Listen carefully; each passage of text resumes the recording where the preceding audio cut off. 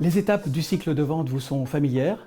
Abordons maintenant la phase la plus sensible, la valorisation, qui est le cœur de la négociation, l'étape durant laquelle le commercial présente son prix et défend ses marges. Imaginons de cette façon le schéma du gagnant-gagnant. Le premier cercle représente les besoins, les attentes, les objectifs d'un fournisseur. Le second, ceux du prospect. Eh bien, la zone gagnant-gagnant est la zone de convergence entre ces deux cercles.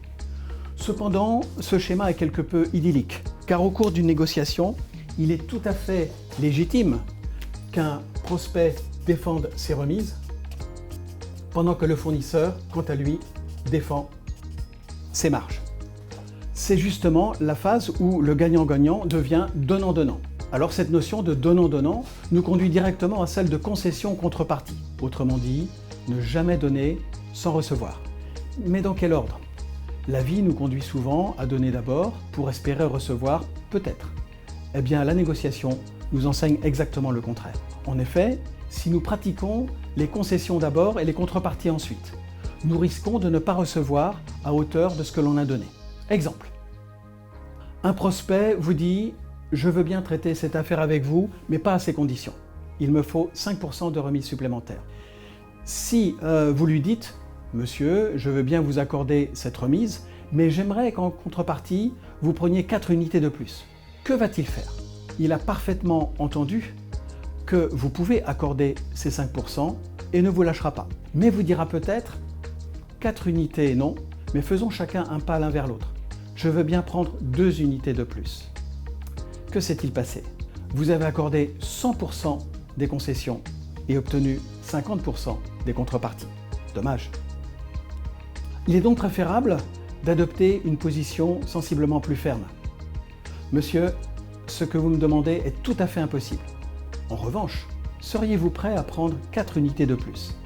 Car dans ce cas, et dans ce cas seulement, je veux bien revenir sur ma position et vous accorder 5% de remise supplémentaire. Cette fois, il s'agit bien de 100% de la concession en échange de 100% de la contrepartie. Alors, il y a bien d'autres techniques pour négocier efficacement. Mais au-delà de la technique, la dimension comportementale est juste fondamentale et constitue le principal levier de conviction. Parmi les différentes méthodes comportementales, privilégions la méthode Success Insight ou langage des couleurs. Pour l'illustrer, prenons l'exemple suivant. Imaginez que ceci soit une proposition commerciale de 10 pages. Prenons l'exemple d'un premier prospect que l'on appellera symboliquement rouge. Curieusement, en prenant connaissance de cette proposition commerciale, il va zapper les 9 premières pages. Pourtant, il y a du travail, il y a du contenu, pour ne s'intéresser qu'à la dernière page, qu'à la 10e, celle de la conclusion. Et en mode pression, va exiger des avantages, des privilèges, des preuves de bonne affaire pour lui. Un second prospect, que l'on qualifiera de bleu, dans la même situation, affichera un comportement radicalement opposé.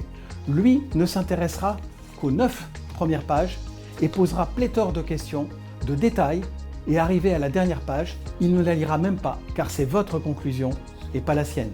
Il exigera donc un temps d'analyse de toutes vos réponses avant de conclure quoi que ce soit.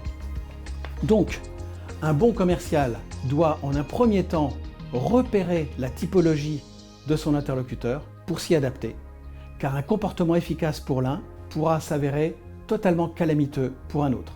Ainsi, on ne négocie pas du tout de la même façon avec un prospect rouge, avec un prospect jaune, avec un prospect vert ou avec un prospect bleu. À suivre donc.